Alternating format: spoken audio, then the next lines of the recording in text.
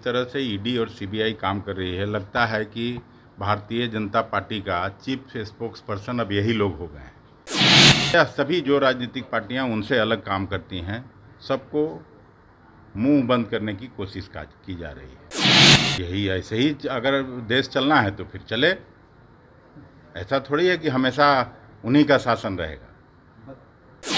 नमस्कार, मैं साकेत कुमार। आप बिहार इन शॉर्ट्स देख रहे हैं। जिस तरीके से तेजस्वी यादव को सीबीआई की तरफ से आज समन जारी किया गया था, लेकिन किसी कारणवश जिस तरीके से उनकी पत्नी गर्भवती है, वह सीबीआई की पूछताछ जो बुलाई गई थी उसमें वो शामिल नहीं हुई। लेकिन इसे लेकर अब कांग्रेस के प्रदेश अध्यक्ष अखिलेश प्रसाद सिंह ने जमकर सीबीआई के ऊपर निशाना साधा है और कहा है, और भाजपा को भी सुनाया है, कहा है कि जिस तरीके से भाजपा एजेंसियों का गलत उपयोग कर रही है, दुरुपयोग कर रही है और लगातार लालू परिवार के ऊपर जांच की जो कार्रवाई है वो की जा रही है, ये सरासर गलत है। इससे पहले भी जब हम सत्ता में थे तब भी विपक्षियों के ऊपर कितना जांच होता था। सीबीआई ईडी की कार्रवाई तो उस वक्त भी होती थी, लेकिन कितना विपक्षियों के ऊपर जांच होता था। देखिए इस वीडियो में क्या कुछ कह रहे हैं कांग्रेस के प्रदेश अध्यक्ष अखिलेश प्रसाद सिंह। पानी सर के ऊपर चली गई, क्या स्थिति मान रहे सब उपयोग का जो सीमा है वो कितना पार कर लिया गया? बताइए, तो सीधा राजनीतिक प्रतिशोध की भावना से सरकार काम कर रही है। मैं आपको अगर याद होगा तो उस दिन महागठबंधन की रैली में भी मैं इस बात को उठाया था कि जिस तरह से ईडी और सीबीआई काम कर रही है, लगता है कि भारतीय जनता पार्टी का चीफ स्पोक्स पर्सन अब यही लोग हो गए हैं। हम लोगों का भी 10 साल का यूपीए का शासनकाल था मनमोहन सिंह जी के नेतृत्व में। 110-12 रेड हुआ ईडी का, और आज तो 3100 से भी ज़्यादा 3200 के करीब रेड हुआ, और 3200 रेड में 95% रेड विपक्षी नेताओं के यहाँ हुआ। सबसे ज़्यादा कांग्रेस पर हुआ, फिर एनसीपी पर हुआ, तृणमूल पर हुआ, और प्रायः सभी जो राजनीतिक पार्टियां उनसे अलग काम करती हैं, सबको मुंह बंद करने की कोशिश की जा रही है। तो इससे जमहूरियत, जनतंत्र और संविधान कैसे बचेगा? बीजेपी कह रही है कि जो रेड हो रही है उसमें मामले भी सामने आ रहे हैं जो गड़बड़ी कहते हैं।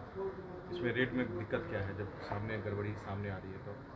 तो यही ऐसे ही अगर देश चलना है तो फिर चले।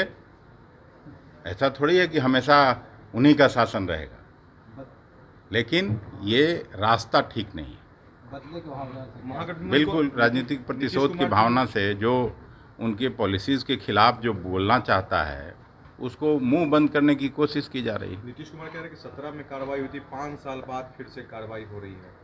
नीतीश कुमार कह रहे हैं कि तेजस्वी के घर पर जो कार्रवाई हुई 5 साल बाद हुई, 2017 में हुआ था। हाँ, क्योंकि यहाँ सेकुलर गवर्नमेंट का फॉर्मेशन हो गया और उसमें आरजेडी की प्रमुख भूमिका है, इसलिए फिर से कार्रवाई शुरू हो गई। उनको तोड़ने की कोशिश क्या लगता है सफल हो पाएगी इस तरह की अगर कार्रवाई से? कोई किसी के आने जाने से कोई फर्क नहीं पड़ेगा। बिहार के जो लोग हैं वो बता देंगे कि क्या किसकी क्या हैसियत है। विपक्ष के लोग कह रहे हैं कि जो चीज जेडीयू के लोग लीक कर दिए थे पहले, उसी पे तो अब कार्रवाई हो रहा है, तो दिक्कत क्यों है? बीजेपी के लोग कह रहे हैं कि नहीं, दिक्कत उनको आने वाली है चुनाव में।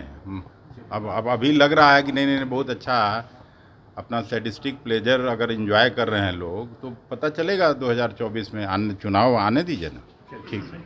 तो आपने देखा कांग्रेस के प्रदेश अध्यक्ष अखिलेश प्रसाद सिंह ने बीजेपी को और सीबीआई के ऊपर जमकर निशाना साधा है और कहा है कि जिस तरीके से लगातार लालू परिवार को निशाना बनाया जा रहा है और सीबीआई ईडी आईटी की लगातार जांच जो चल रही है, पूछताछ की जा रही है। आज भी तेजस्वी प्रसाद यादव को समन जारी किया गया था, लेकिन गर्भवती पत्नी की इलाज का बहाना देते हुए, उसका सहारा लेते हुए तेजस्वी यादव वहां पे आज नहीं जा पाए। लेकिन इसको लेकर अखिलेश प्रसाद सिंह ने सीबीआई और भाजपा को जमकर सुनाया और कहा है कि हम भी जिस समय सत्ता में थे उस समय भी ईडी, आईटी और सीबीआई की पूछताछ और जांच जो है चलती थी, लेकिन इस तरीके से दुरुपयोग नहीं किया जाता था। आज आप डर नहीं रहे, लेकिन जब चुनाव आएगा तब आप डरेंगे। साफ तौर से बीजेपी को धमकाते हुए, डराते हुए नजर आ रहे थे अखिलेश प्रसाद सिंह। इस तरह की तमाम खबरों को देखने के लिए हमारे साथ बने रहे। तब तक के लिए धन्यवाद।